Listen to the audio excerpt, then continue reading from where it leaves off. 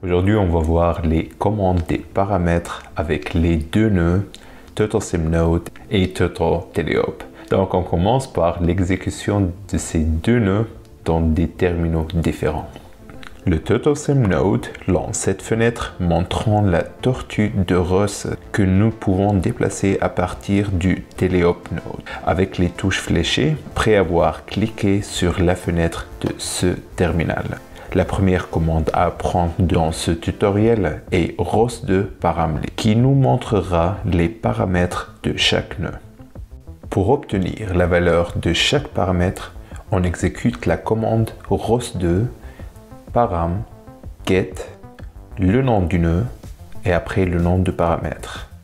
Et si on veut changer cette valeur, on exécute la même commande mais en changeant le get avec le set et suivi par la nouvelle valeur. Récupérons la valeur de la vitesse linéaire qui est 2 et augmentons-la jusqu'à 10. Attention, il s'agit d'un nombre décimal, float, et le type de la nouvelle valeur doit correspondre à ça. Voilà, la tortue se déplace maintenant plus rapidement. Le nombre entier, integer, aurait provoqué cette erreur. Faisons la même chose avec l'une des valeurs RGB de la couleur d'arrière-plan. La valeur est un nombre entier, integer. Il est donc préférable d'éviter les valeurs de type float.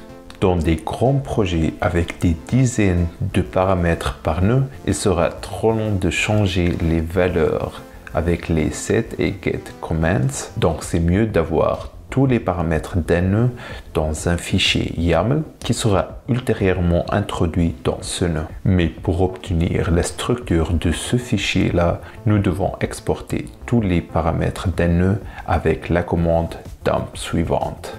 Tu trouveras le fichier dans le répertoire actuel, ouvre-le, modifie certains paramètres et sauvegarde le fichier. Puis exécute la commande ROS2 param load, le nom du node et le nom du fichier des paramètres. Tu vois que les couleurs changeront. Dans cet output, tu remarques que certains paramètres en lecture seule ne peuvent pas être modifiés pendant le runtime.